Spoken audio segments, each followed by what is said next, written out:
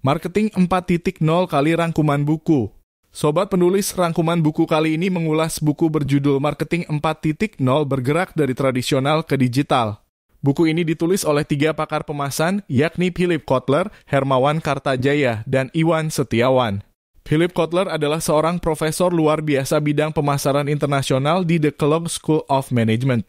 Ia banyak diakui oleh berbagai kalangan sebagai bapak pemasaran modern. Buku yang ia tulis telah diterjemahkan ke sekitar 25 bahasa dan ia sering menjadi pembicara di berbagai forum internasional. Sementara Hermawan Kartajaya adalah seorang pendiri dan direktur eksekutif Mark Plus dan salah satu dari 50 pakar yang telah membentuk masa depan pemasaran menurut Chartered Institute of Marketing, Inggris Raya. Sedangkan Iwan Setiawan adalah seorang Chief Operating Officer Mark Plus yang juga seorang penulis sekaligus pembicara. Buku ini menjelaskan kepada Anda perubahan alami dari pola pikir pemasaran tradisional menuju ke pemasaran era digital.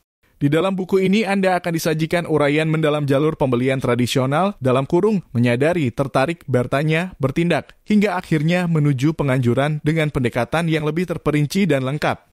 Berikut ini adalah poin-poin penting tentang marketing 4.0. Poin pertama, teknologi mengubah lanskap bisnis dari vertikal menuju horizontal. Globalisasi telah berdampak pada perubahan yang paling fundamental di masyarakat. Perusahaan kecil lebih mudah dan berlokasi di daerah memiliki peluang dan kesempatan yang sama dengan perusahaan besar. Hal itu terjadi karena daya saing perusahaan besar tidak lagi ditentukan oleh ukuran negara asal ataupun keunggulan produk mereka. Tidak ada lagi perusahaan yang mendominasi perusahaan lainnya di masa yang akan datang. Sebaliknya, perusahaan akan senantiasa bersaing pada wilayah yang berhubungan dengan komunitas pelanggan dan mitra untuk kreativitas dalam kolaborasi atau kerjasama. Perubahan pergeseran tersebut artinya telah terjadi perubahan aliran inovasi dari vertikal menuju horizontal. Dari yang mengandalkan inovasi dari dalam menuju inovasi dari luar untuk memperoleh gagasan. Tentunya perubahan itu tidak lepas dari adanya teknologi. Misalnya dahulu perusahaan taksi tidak membayangkan akan berebut persaingan untuk mendapatkan penumpang, namun kini mereka harus berhadapan dengan persaingan baru dengan hadirnya teknologi seperti Uber dan Air. Untuk itu perusahaan hendaknya lebih memahami tujuan pelanggan dan mempertimbangkan alternatif potensial sehingga apa yang dilakukan perusahaan bisa lebih diterima oleh pelanggan. Selain itu, era digital juga membuat lebih inklusif dan sosial seperti adanya media sosial yang memungkinkan masyarakat lebih mudah berkomunikasi tanpa terhalang demografis dan geografis. Pelanggan akan lebih memperhatikan lingkaran sosial sebelum mengambil keputusan pembelian. Poin kedua, perusahaan bisa mendapatkan penganjur setia dengan cara menyenangkan hati pelanggan. Kehidupan modern menuntut bergerak lebih cepat dan semakin membuat berkurang perhatian dari pelanggan. Hal ini yang menyebabkan pelanggan mengalami kesulitan untuk fokus. Pelanggan akan dibuat bingung dengan banyaknya pilihan dari berbagai saluran iklan yang beredar baik secara online maupun offline. Jadi, pelanggan akan semakin mengabaikannya dan sebaliknya mereka akan berpaling ke sumber nasihat yang lebih dipercaya, seperti teman-teman, keluarga, dan lingkaran sosial mereka. Akibat dari fenomena yang terjadi di atas. Maka perusahaan perlu menyadari bahwa pesan-pesan yang disampaikan perusahaan tidak sepenuhnya berpengaruh terhadap titik sentuh yang lebih banyak atau volume yang lebih tinggi. Perusahaan bisa meningkatkan pengaruhnya dengan cara memetakan jalur pelanggan untuk membeli, memahami titik sentuh pelanggan di sepanjang jalur, dan mengintervensi pada beberapa titik sentuh pilihan yang penting.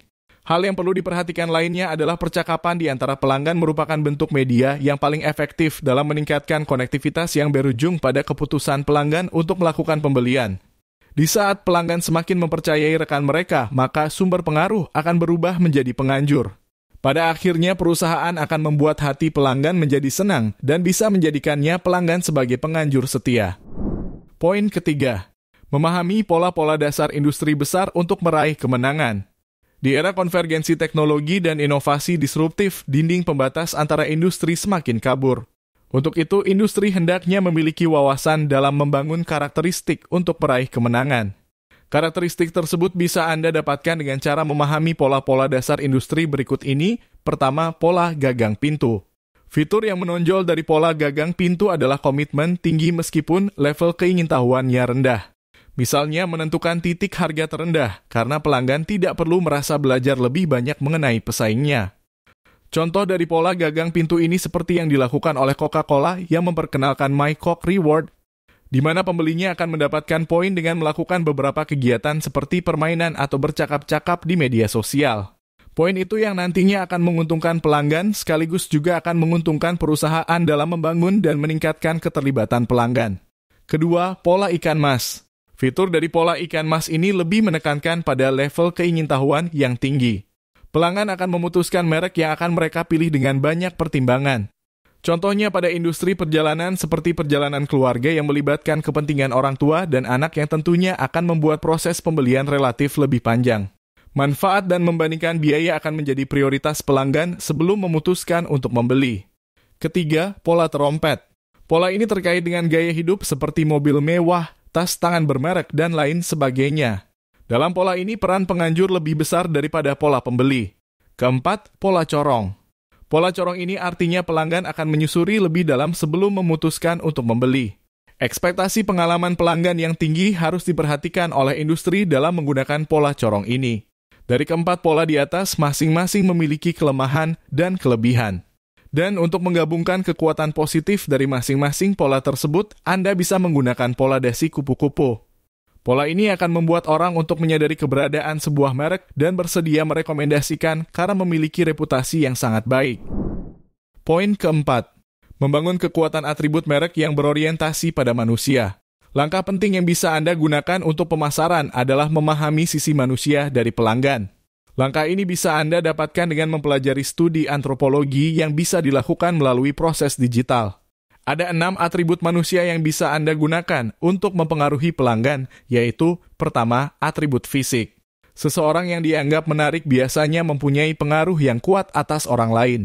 Contohnya atribut fisik pada merek, misalnya Google yang sering mengubah untuk merayakan momen atau orang istimewa dengan Google Doodle. Kedua, atribut intelektualitas. Intelektualitas ini terkait dengan kemampuan berpikir dan kemampuan berinovasi seperti perusahaan otomotif Tesla yang mengadopsi nama seorang inovator terkenal, Nikola Tesla. Ketiga, atribut sosiabilitas. Contohnya Dennis Dinner menciptakan penampilan publik yang ramah di media sosial. Merek tersebut kerap memposting sesuatu yang jenaka dan bergurau di Twitter, sehingga banyak disukai oleh publik. Keempat, atribut emosional. Merek yang menggunakan atribut ini seperti yang dilakukan oleh Dove. Mereka mampu membahas isu kepercayaan diri di antara perempuan, sehingga Dove bisa berhubungan secara emosional dengan para perempuan di dunia. Kelima, atribut kepribadian. Atribut ini menggunakan kepribadian menarik dengan mendorong kesadaran diri serta mengakui apa saja yang masih harus dipelajari. Seperti Domino's yang mengakui jika pizza mereka tidak menarik sehingga pelanggan bertanya. Kemudian perusahaan tersebut menanggapi dengan menciptakan pizza baru dan menawarkannya kepada pengkritik. Keenam, atribut moralitas. Contoh dari atribut ini seperti yang dilakukan oleh Unilever. Mereka menawarkan program dalam iklannya yang bertujuan untuk melipat gandakan besarnya bisnis sambil mengurangi masalah dampak lingkungan hingga tahun 2020. Poin kelima, memaksimalkan konten untuk keingintahuan mengenai merek. Pemasaran konten menjadi sangat populer dalam beberapa tahun belakangan ini. Beberapa korporasi besar melakukan pemasaran konten sampai dengan taraf tertentu. Karena di era digital ini pemasaran konten dirasa lebih efektif dan dianggap sebagai masa depan ekonomi digital.